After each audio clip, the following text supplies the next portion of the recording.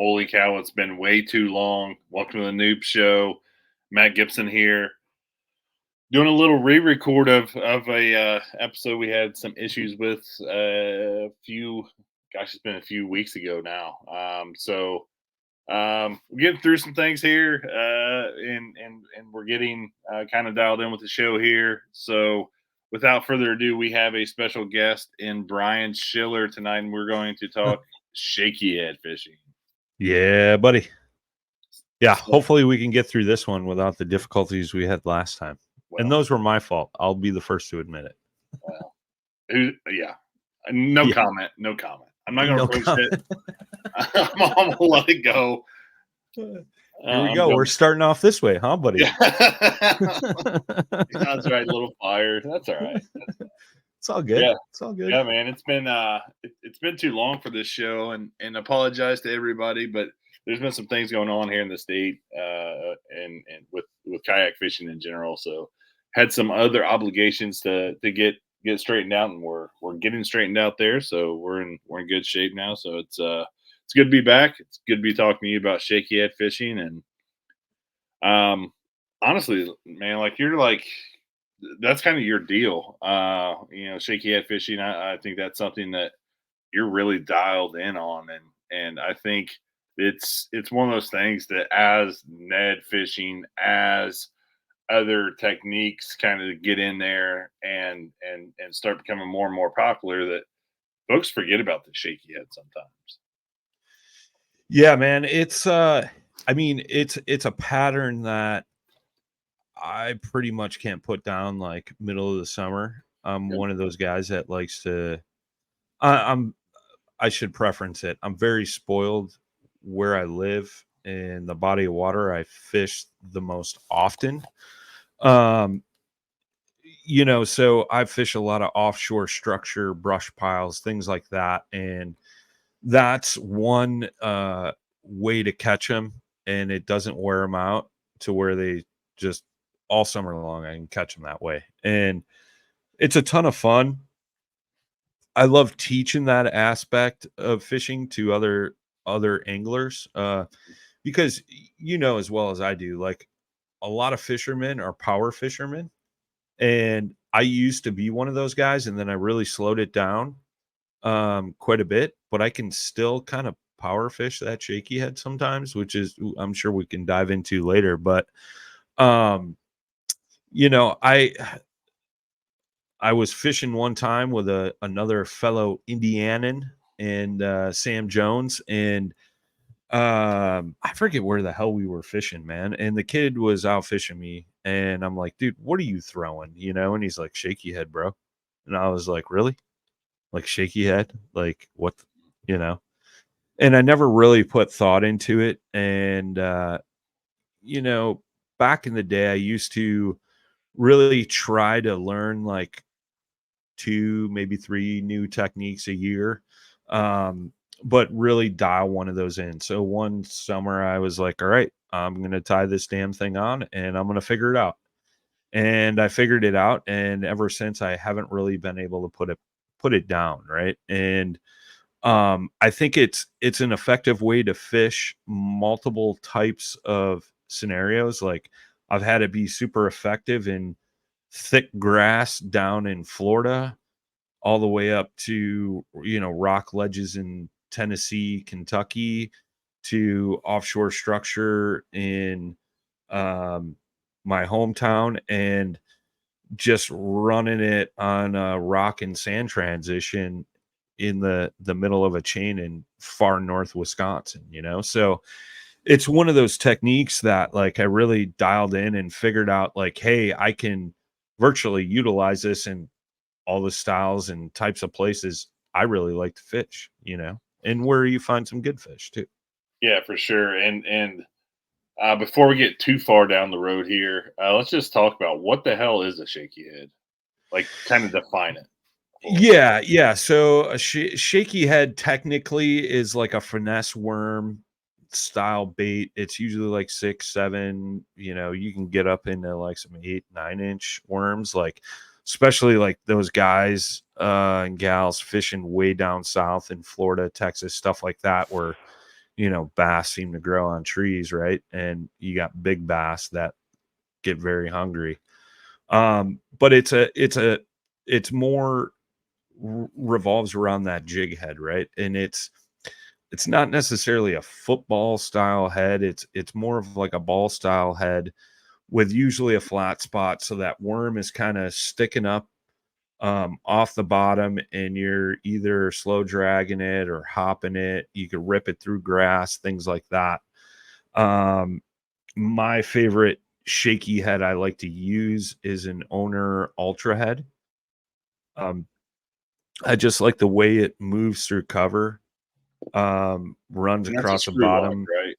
Like, Yeah, it's got the screw lock coming off the head, and then yeah. I kind of Texas rig the back worm or weedless, So that's another benefit, right? You could, like I said, you could rip that thing through grass, and you're not going to get hung up on a bunch of crap.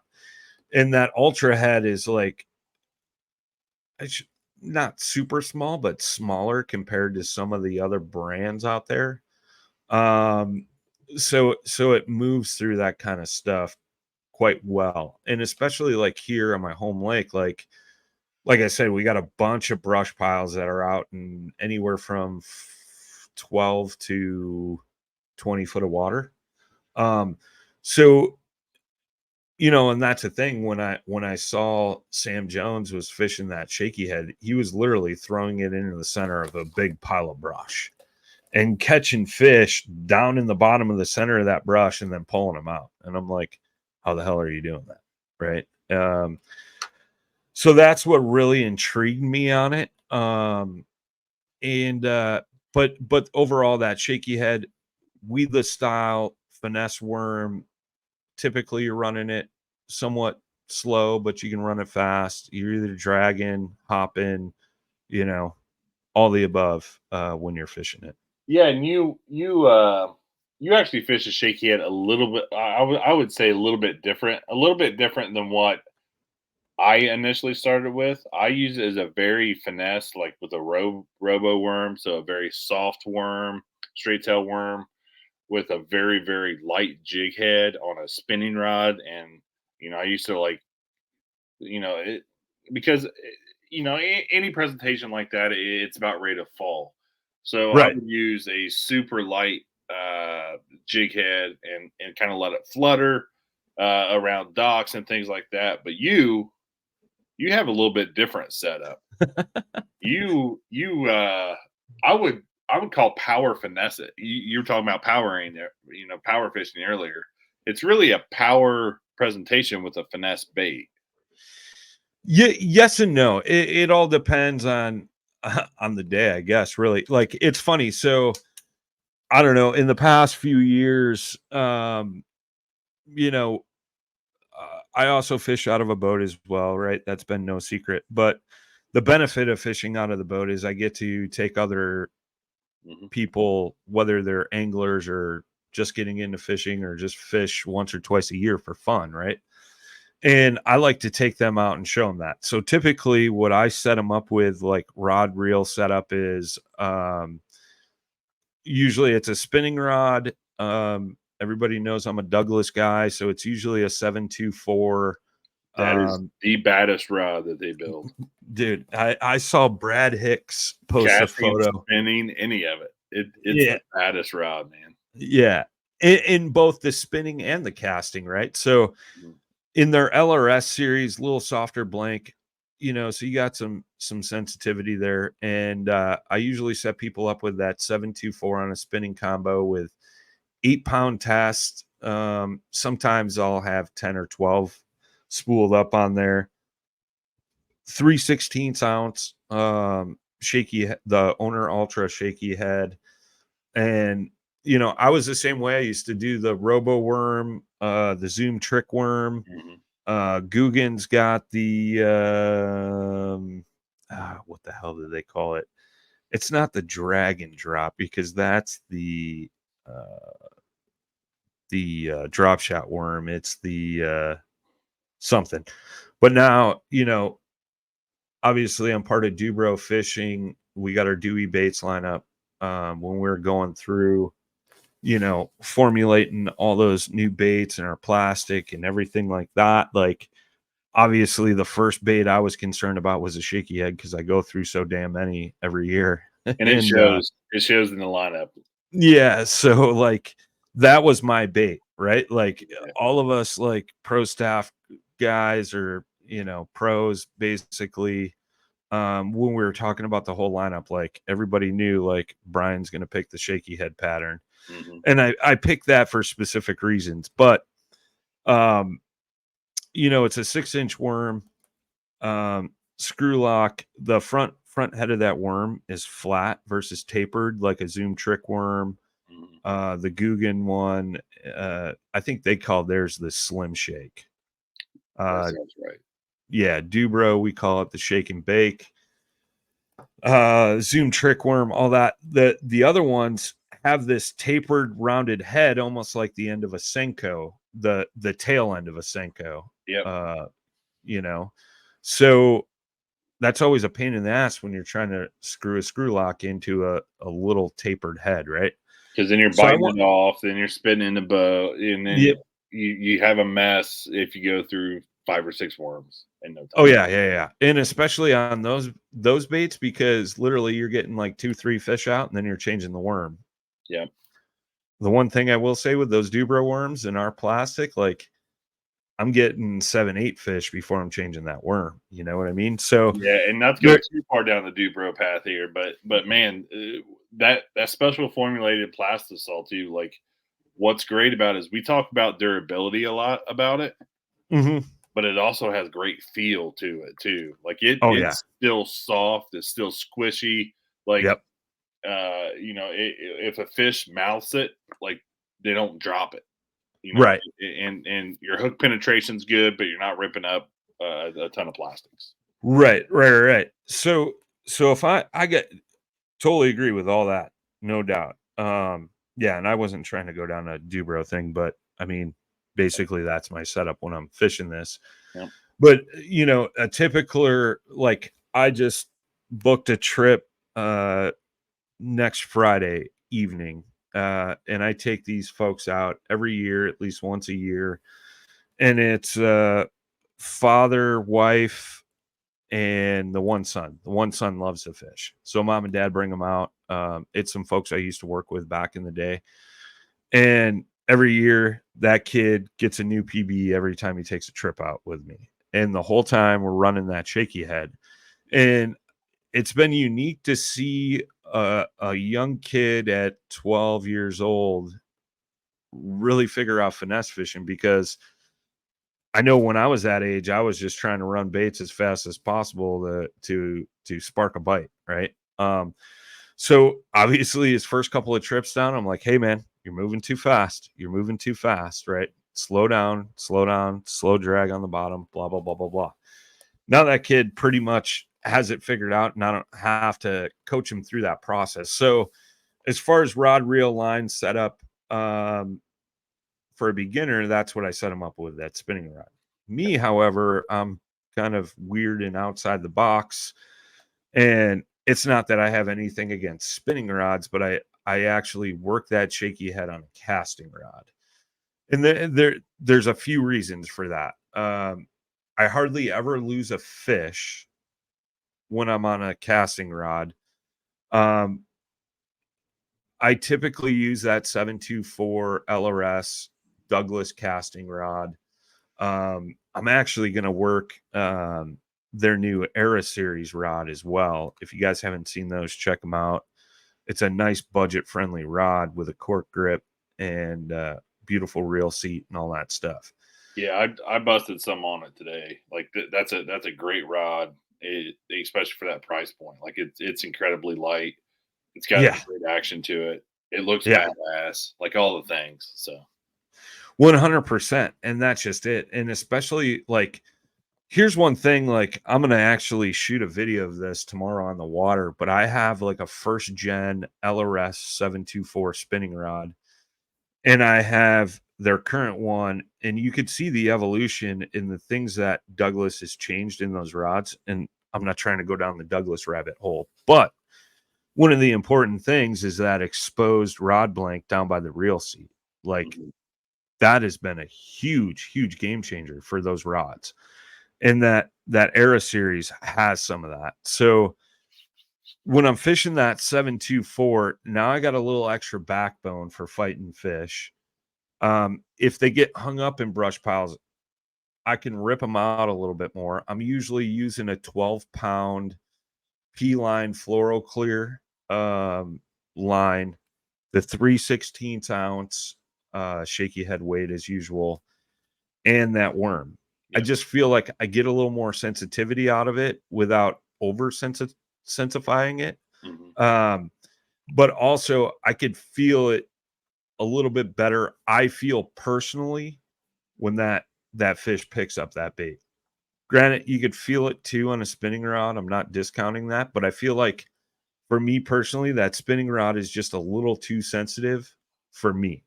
Yep. Um, because I'm doing way too many hook sets with no fish on the other end. You know what I mean? Mhm. So I'm using that 724. It's giving me some backbone. It's giving me a little more strength to fight those fish. Granted, like I stated, I'm usually fishing deeper with that stuff typically. So when you're pulling up a 3.5 to 5 pound largemouth out of 16 foot of water around brush piles, it's nice to have a little bit of backbone and Yes. get those fish up off the bottom and away from that brush as soon as possible. So you're not having mishaps. So I mean, that's my overall setup. I know it's not what you would typically think for somebody who fishes a shaky head, but obviously I have some reasoning there. And even like fishing in Florida, running that shaky head around grass, I was running it on the same rod. I've run it in Tennessee the same way, Kentucky Lake, things like that. Northern Wisconsin. I'm always picking up that same rod. It's just it's a great overall rod, and it's weird because I'll straight up fish a shaky head on that thing, and then I'll turn around and tie a chatterbait to it. And then I'll also, throw some spinner bait on it too sometimes. I mean, it's weird that I could go from that lighter finesse bait to a power fishing bigger bait like a spinner bait or a chatterbait in a half ounce. It's my favorite stupid tube rod for a Is it? 4.2 inch. Yeah, like the casting. The casting's where it's at for me. It's my favorite rod. Like yeah, it's great, and it's so I'm using a 3/16 stupid head tube.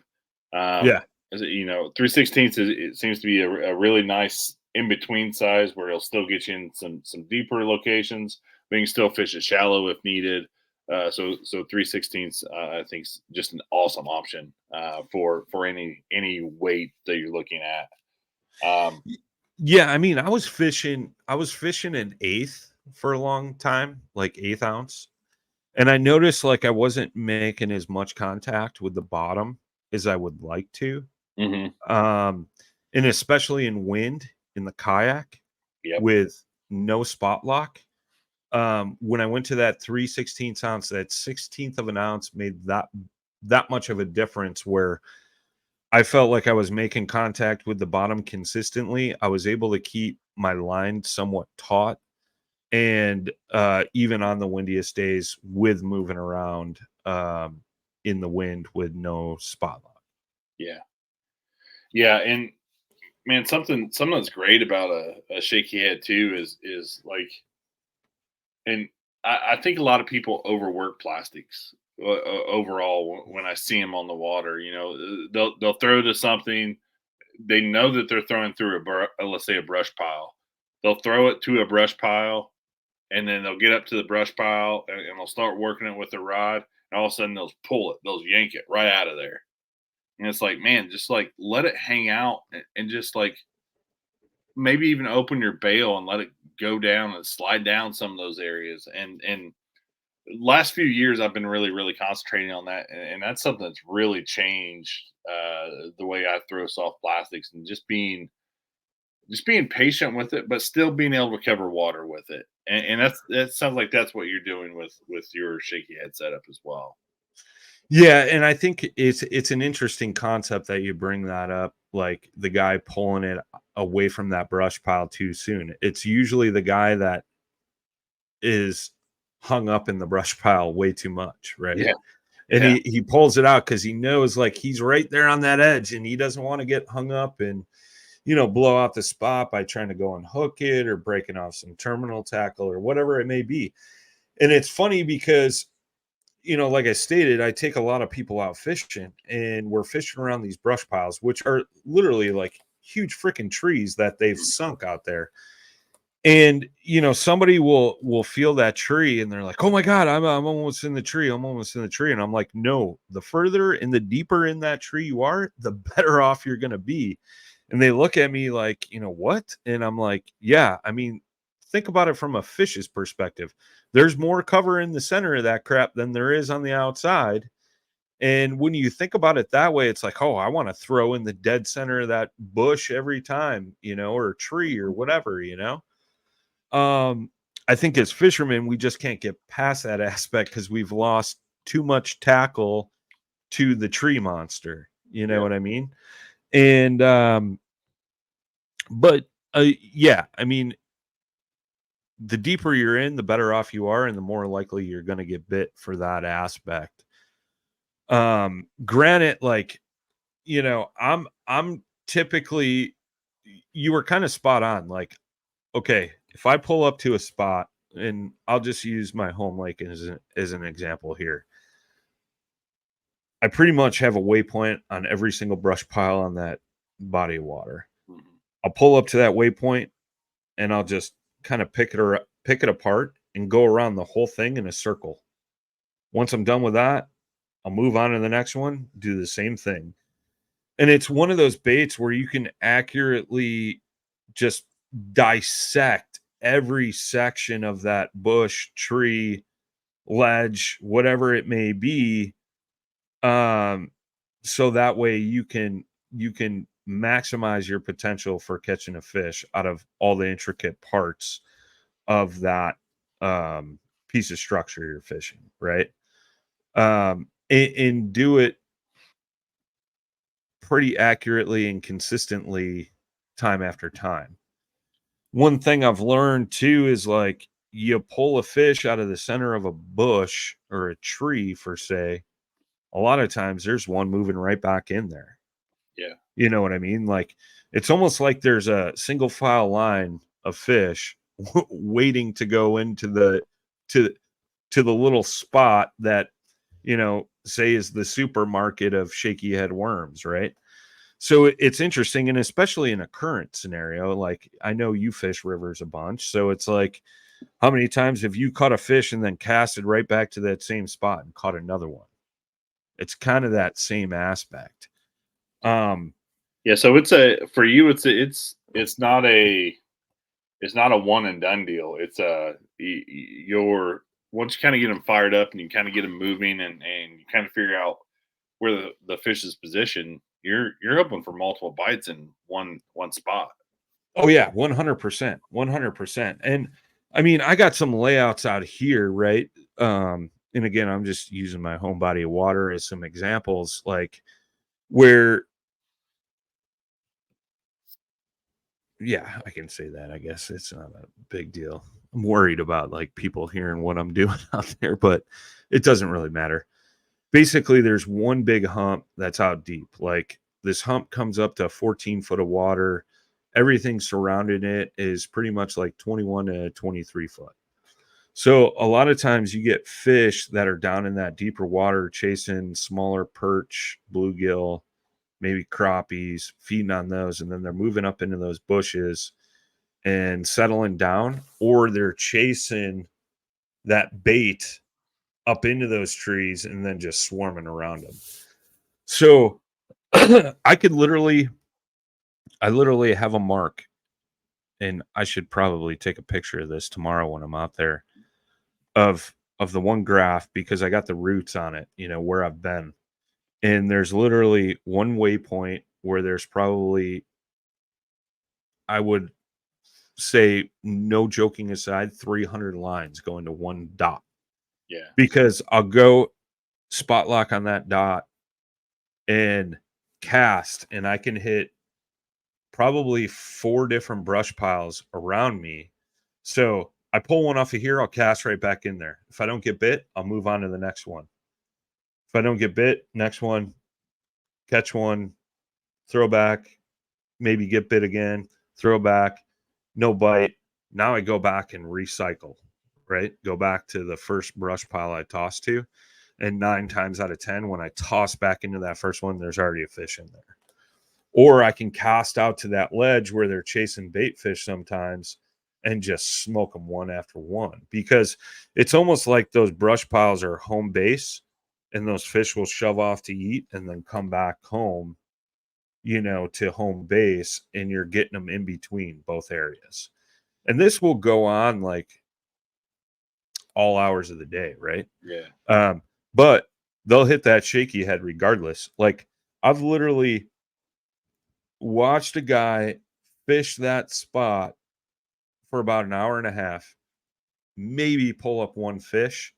He moves off, moves on to another part of the lake. I move in and I catch 10 fish in 15 minutes. It's just dumb, right? Yeah. Like, but 9 times out of 10, that guy's throwing a crankbait or flipping a jig or something like that through those brush piles. And that bigger profile bait, it may not be something that they want to eat all day long, but a slim little shaky head worm, it's like having an appetizer before dinner. You know what I mean? Or after breakfast. I could still eat something, right? Maybe I'll have a bagel. Well, that's the shaky heads, like, the after breakfast bagel or piece of toast or whatever you want to refer it to. You know what I mean? Right. So it's interesting when you break it down that way.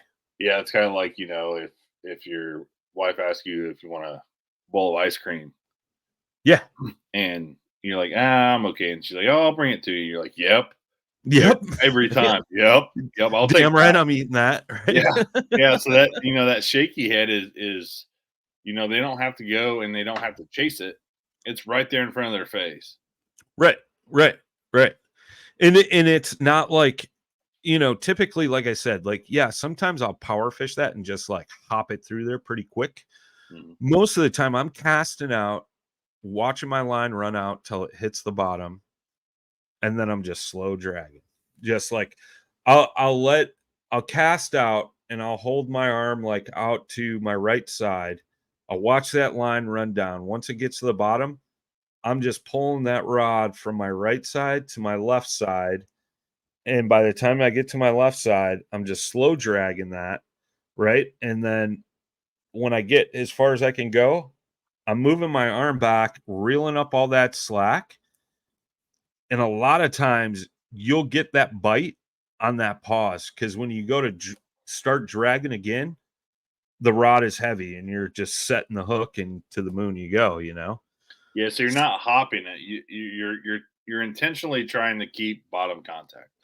That's when I've found I'm the most successful. So it's interesting, right? Because back in the day, man, this is going far back.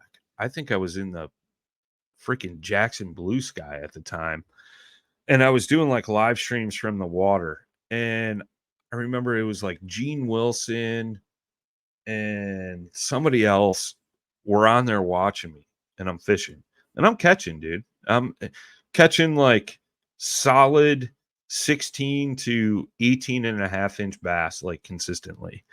And then it kind of calmed down. And I think it was Gene or somebody was like, hop that bait a little bit.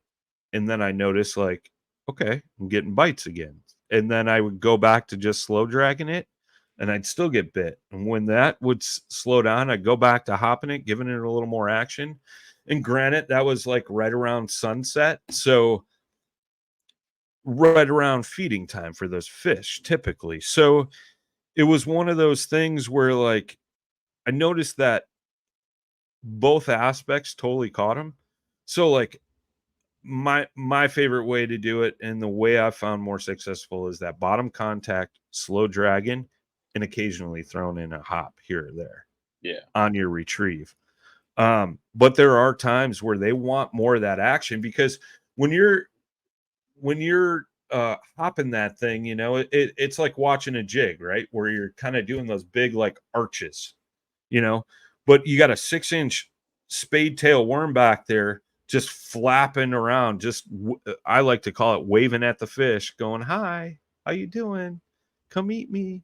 Ha ha ha."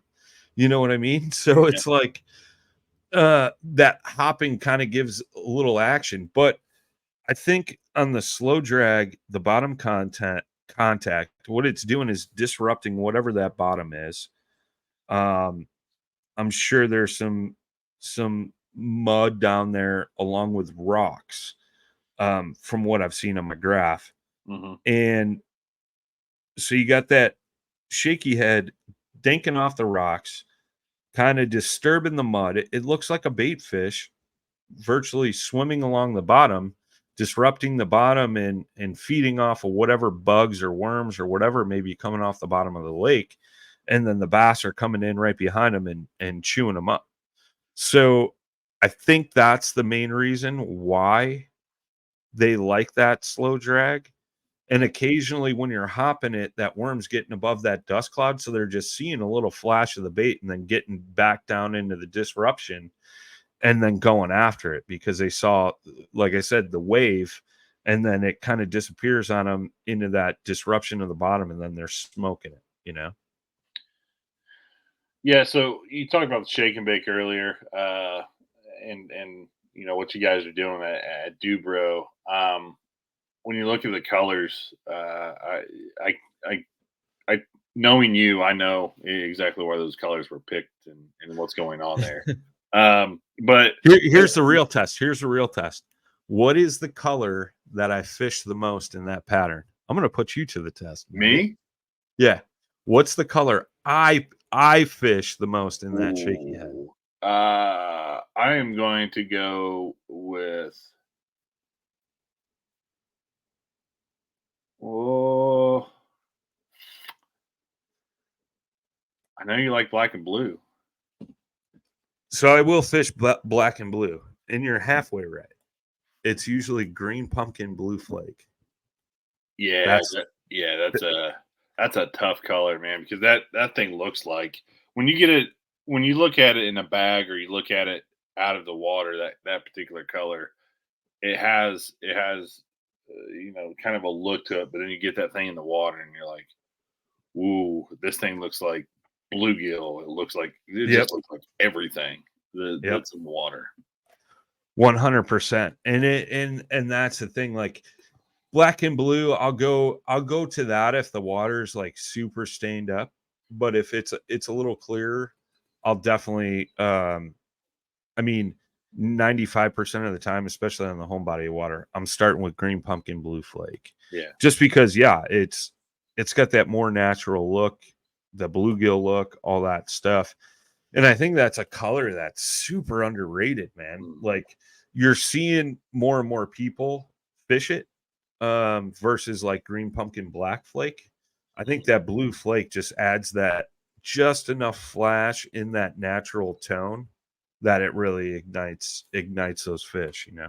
Yeah, smallmouth, largemouth spots, it Oh doesn't yeah. matter. Yeah, It it all the above. yeah, yeah.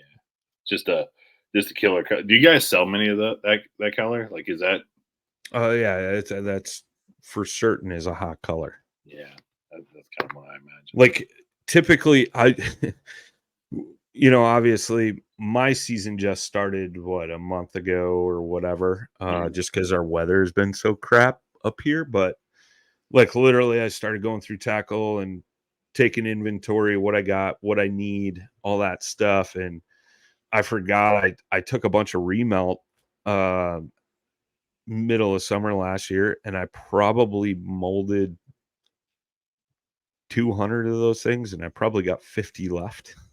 You know what I mean? Like, Yeah, and that's multiple people fishing off those yeah, for half a summer. You know what I mean? yeah. Whereas before, like, I'd go through like 2-3 bags of trick worms in a weekend. You know Mhm. what I mean? Yeah. Or the same in the Guggen style. You know, so and that's that's just the durability of their plastic. Not saying that it's a horrible thing. Obviously, I caught fish on those, but I'm getting way more longevity out of the Dubros versus that stuff. Yeah, that's shake and bake. It has all the right shapes too. Like it's a really good looking bait.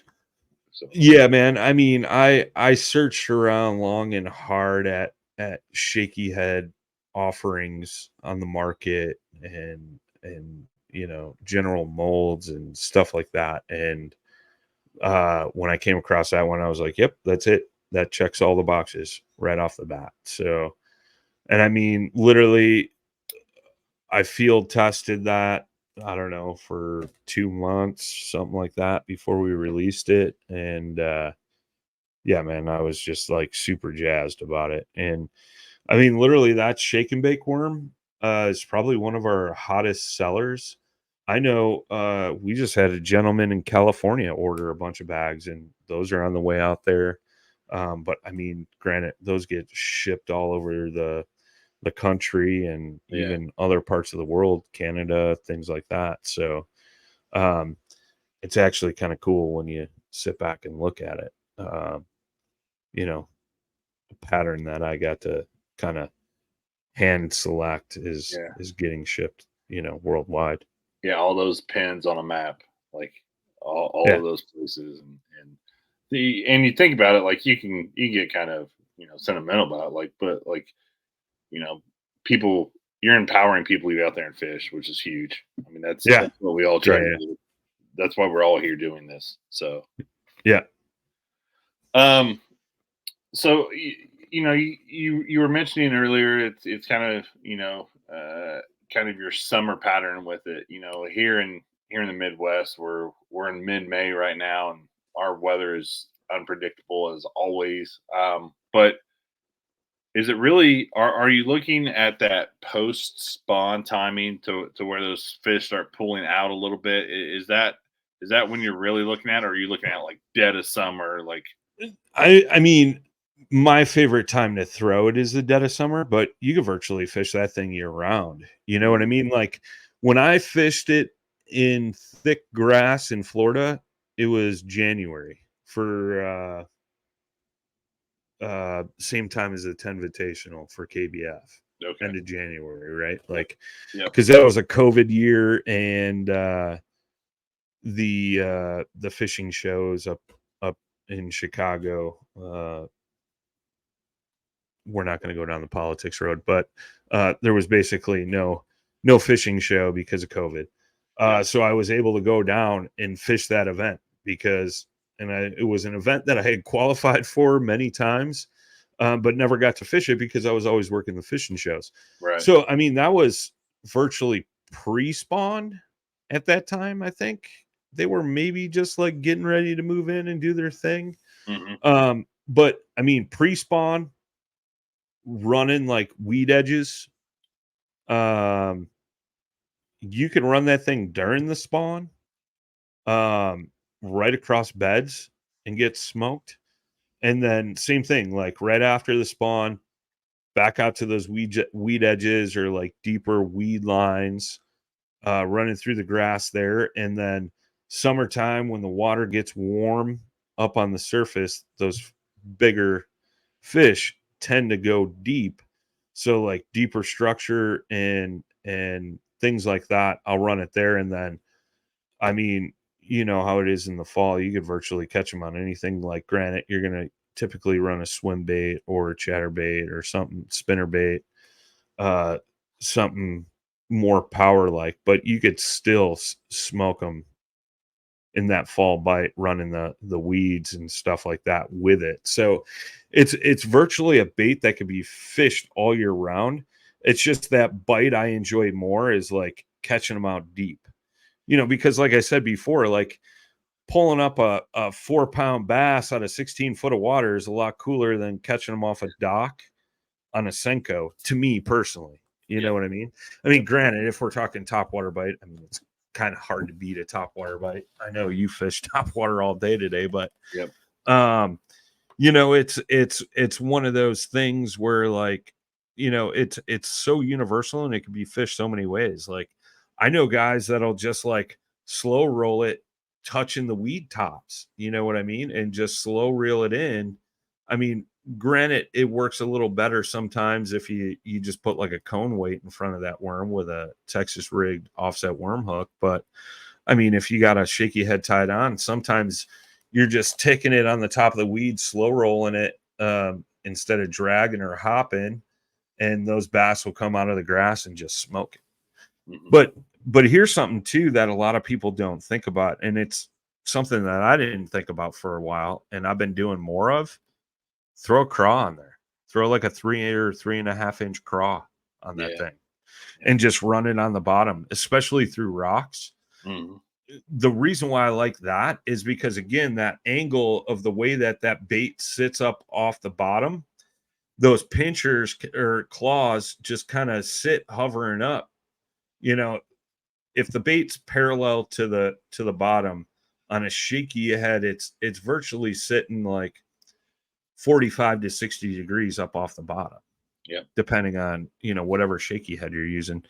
Um, whereas a football head, you're typically, you know, 90 degrees off the bottom or perpendicular to the bottom. Mhm. Again, it depends on, you know, who the manufacturer is, whatever. But I think it gives it a lot more realistic look with a craw on there, slow dragging it like that, because those claws will kind of come down as you're dragging it. And then when you stop, they kind of pop up. So it kind of looks like a craw trying to get away from a fish and then popping up in defense of that fish and then going back to swimming backwards and then popping up. I mean, if you think about it from that aspect, if you've ever seen a crawfish work through the water column, that's typically what they do. So you can get a real realistic look fishing a craw on a shaky head. I know guys that have thrown a swim bait on there too. So again, like I was talking about, it looks like a bait fish pecking at the bottom as it's running Yeah. along. Yep. And you could have a paddle tail on there and, you know, get smoked that way. I've done that a couple times as well. Yeah, I mean, with it being as compact as it is, and you know, you're using a really good brand and owner, so like that hook is spectacular too. So like it really makes it a little bit easier, especially if somebody's just getting into soft plastics, Yeah. because you're gonna feel things as well. Like Yeah. it's gonna be something that you're gonna be, oh, that's a rock bottom. Oh, that's a mud bottom. Oh, that's a brush. So 100%. 100%. You definitely get a feel of what's down there for sure. Like I said, like it's funny, like when I'm showing people how to fish it in the dead of summer out there, and I'm like, look, you'll feel a log. Everybody knows what it feels like to smack a log, right? Especially if you've done a decent amount of jig fishing. mhm. I'm like, you hit that log, pull it up over the top and let it drop. Don't move the rod for, I want you to count to 4 seconds or 5 seconds. And I said, 9 times out of 10, when you go to pick that back up, it's going to feel heavy and you set that hook as hard as you can. And no shit, like 9 times out of 10, you pop it up over that log, let it drop, fall to the bottom, and just sit there for a second. A bass is just smoking it, Is hammering it it. at that point, Brian? Is it important to have a little bit of slack in your line too, When it comes or you're down, pretty tight on them at that point? yeah, I typically like to leave my line pretty taut. Okay. Um, I mean, when you're pulling up over that log, I like to leave a little slack because you don't know if like picture this, like if you're fishing a brush pile and that log's coming up off the bottom at a 45-degree angle, well, you don't necessarily know where on that log you're at. So you could be coming over the top of the log that's 2 foot off the bottom, or you could be 6 inches off the bottom. You don't really know. Yep. But if you're on that higher part of that branch, if you let it fall, you're going to want to let it fall straight down rather than fall towards you with a taut line. So I usually tell people just drag it and let it drop. Don't reel in, don't do Mhm. anything. If you do have slack after you count to the 4, make sure you reel up that slack first. So that way, the second you move that, if it's heavy, like I said, you lay into it and you lay into it hard. You know, because that is kind of a stout hook, you know what I mean? So that's the other reason why I really love that owner ultra head. It's fine enough but stout enough where like you lay into that fish, you're hooking them. Or if they're swimming with it and you don't really set the hook, it's still light enough where it's going to set the hook for you 9 times out of 10. Or you're swimming with it, they're slightly hooked, and then you could reel up on them and then jack them again with it and then go ahead to a full retrieve, you know, back to the boat with the fish on, you know. So I mean, there's a few different ways to look at it, but my favorite bite, dude, on that is like when you're slow dragging it and you just feel them hit it like a freight train and you just lean back into it, man. Yeah. Because it's like a lot of times when they're on that kind of bite where they're just chomping, you lean in and like a few seconds into the fight, they're just coming straight up from, like I said, 16, 14 foot of water and just tail dancing 2-3 foot out of the water. And it's one of the coolest things to watch. Yeah. Yeah. And do you find them when they hit it? Do they, you know, with like with a jig, for instance, like typically with a jig, when a fish hits it, it's not like they're going to swim away with it. Like it's almost a hit, and it's like I always equate it to a wet rag on the end of your line. Yeah. Now with the shaky head, is it more of that wet rag, or is it a thunk and they kind of swim away with it? Yeah, it's more of that thunk and then they're swimming. They're swimming. Okay. I mean, I've had that same hit on a jig too, where they thump it and they want to swim away with it. I know what you're talking about. It's more of like where they pick it up and just sit there with it in their mouth because they're worried about claws pinching the inside of their mouth, right? Yeah. Yep. When you're fishing a jig. But yeah, I think a lot of times it's a hard thump, or like I said, they're picking it up and moving off with it, but you don't know it because you're reeling in that slack before you do that next series of drag. Yeah. And you'll just feel weight on the line, and then you just got to lay into them. I mean, if you don't really set that hook in there, like I said, usually you'll hook them a little bit, but make sure you jack them again if you don't get a real good hook set off the top. Because again, like I said, a lot of times if they're in that water, they're wanting to come up and they're wanting to surface and jump. So if you don't have that good hook set, that's usually when you're losing them a little bit, you know, when they're coming up out of the water tail dancing and spitting the hook is, you know, that's usually on you, not penetrating that hook deep enough into them. So you're saying don't be shy with the hook set. Oh no. Like I tell everybody that I take out fishing, dude, hook sets are free. That's you right. know, even if it is a tree, Yep. you know. Well, 9 times out of 10, you can get that unhooked, whatever.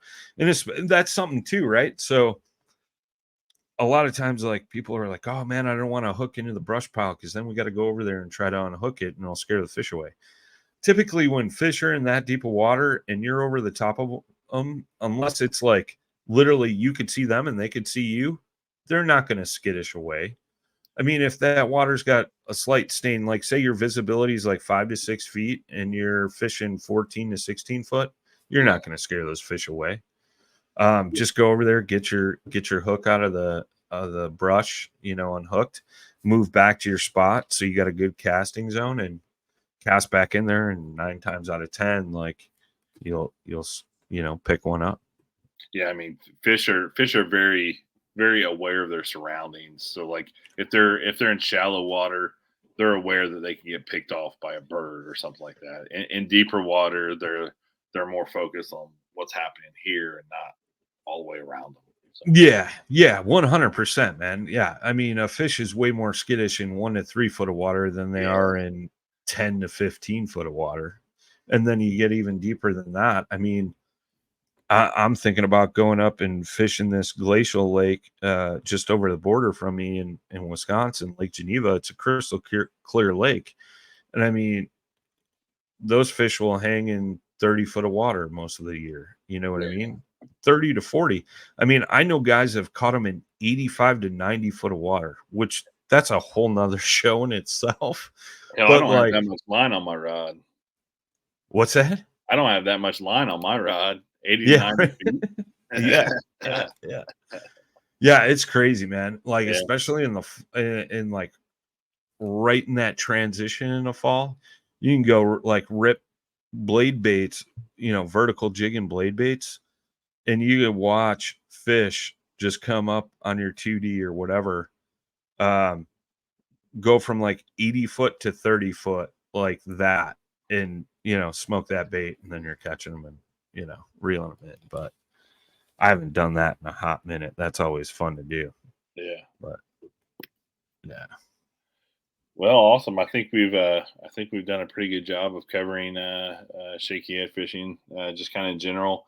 Um, where can people find out about some of the tackle you're using, and kind of what websites to look at some of that stuff?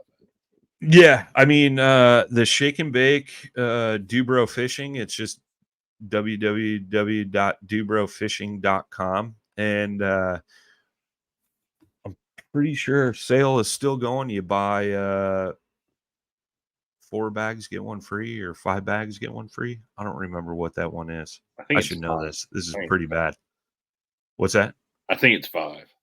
Yeah, I think it's buy 5, get one free. So that deal's still running. It automatically does it on checkout. And then the owner, Shakey Head, 3/16 ounce. Hit up any of your local tackle shops. Usually, you can find them there. I've bought them at Bass Pro, Cabela's. Recently I restocked for the season through Tackle Warehouses. Usually got them in stock all the time. P-Line Fluoro Clear, you can get that pretty much anywhere P-Line sold. Douglas Rods is douglasoutdoors.com. LRS series, that new Era series is killer as well. And even the X Matrix, I'll throw the 724 X Matrix too, casting rod on that shaky head as well. So yeah, I think that basically covers everything from bait to line to rod, reels. I guess that's something. On the spinning rod, I usually like to run the Fluger Presidentes, and then or the Daiwa Fuegos. And then on my casting rods, I know it's not a popular thing, but I run the Quantum Smoke X reels. Yeah, those are So, awesome reels for the price. dude, for the price, like I ordered 8 of them. 2 years ago? Still haven't had an issue with a single one of them. They still run just fine. And I mean, they get used and abused for sure. Yeah. Yep. You know me. I'm not gentle on equipment. Nothing. You're gentle on nothing. So Yeah, that's true. It's true. Yeah. As our good buddy John says, you just ran down the total package right there, brother. So Yeah. That's funny. Yeah, no, it's good stuff, man. If anybody ever has any questions, you guys know, feel free to reach out to me on social media,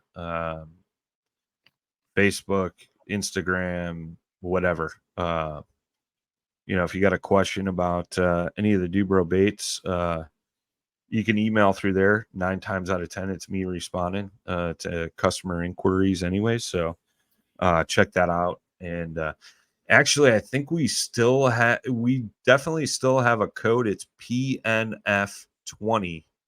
PNF is all caps. You could use that at checkout and save 20%. So that's awesome. Yeah, I mean, that's another great thing about those baits too, is they're at a really good price for the quality of bait that you get, and then now you're throwing 20% on top of that. That's yeah, dude. Like, I think those shake and bakes, $5 a bag or $5.25 a bag, and there's 10 worms in a bag. Yeah, like you're not going to get that anywhere else. No, dude. I mean, literally, I've caught 6 to 8 fish on each worm, and you could even bite the head down if it pulls out of the screw lock a few times. So it's like, if you figure, let's say it's 6 fish on the low side per worm, that's 60 fish off of $5. Yeah. Yamamoto, you'd be lucky if it was 20. Ooh, yeah. You know what I mean? Yeah. And that's nothing against Yamamoto, No, you know what I mean? But you know, they do certain things to their baits for certain reasons, and usually it's cost related, but whatever. yeah, and you're talking $7, $8, $9, $10 a Yeah. bag there. Yeah, I think we literally looked up the price of a Senko the other day. A bag of Senko's 10 worms is like $7.50 or $7.99 right now. Yeah. Which is crazy. That is I remember when Senko's used to be $5. Yeah, and everybody lost their mind. Yeah. That they were at that price. Yeah. So, but yeah, man, literally, if anybody's ever got any questions, feel free to reach out, man. I'm an open book. I'll tell you anything and everything you want to know about Shakey Head Fishing. Matt's hotspots are free. I copied the chip off his fish finder that he uses once in a while. You got both my spots then, huh? Yeah. I got all two. If you're ever in Indiana, I'll give those to you for free. Feel free to hit me up. Yeah. I should come up and steal some of yours, but dude, I literally had to wipe a graph off on a kayak I recently sold. And granted, like I had already transferred those waypoints over to my current graph, but like I literally had spots everywhere. Like if you zoomed in on the United States, and more importantly, like from Minnesota, northern Wisconsin, Michigan, down to Florida, and all the way over to Kansas, and all the way over to like Georgia, like it was just like polka dots, you know, like just spots everywhere. I'm like, yeah, I should probably wipe this unit clean before I sell it to some guy that I don't know. Yeah. Otherwise, I'm going to show up in Kansas somewhere and freaking this guy's going to be fishing my spots. Be fishing that shake and bake right on top of it. Yeah. Right. Awesome. Well, thanks for joining. Yeah, we'll try to get this back on schedule and get some shows pumped out, some good shows for everybody. With that, thanks for joining, Brian. Thanks for your time, buddy. I know. Yeah, no, thanks, man. It's always a pleasure. And I know you just recorded a show with me as well for my show, Friday Night Bites. So I appreciate that as well, man. Hey, no problem. And yeah, so we will see you guys. Dubro will be at ICAST. We talked about that on your show, so watch out for shows there. I know we're starting to get ready for that. I know I got my email today that somehow they're letting me back in to ICAST. I don't know. I don't know how that's happened, but yeah, we'll talk about that off the air. You have no idea the amount of strings I had to pull for that one. Yeah, somebody pulled the checkbook out and wasn't me this time. Oh man, yeah. I think I'm not getting paid for the next month because of it, but that's what friends are for, buddy. Hey, thanks, pal. Yeah, and want to close the show with hey, take somebody fishing, man. That next door neighbor, take that kid fishing. Take that person at work fishing, get them in the outdoors. I was fortunate enough that I grew up. My dad took me in the outdoors, and it's made an impact of my whole life. So get somebody 100%. Outdoors, go fishing, go mushroom hunting, go whatever you want to go do, but just get outdoors. Love it, man. Right on. Well, I appreciate it, buddy, and thanks again, man. And I look forward to your next one. Yeah, sounds great. Thanks, Brian. See you guys.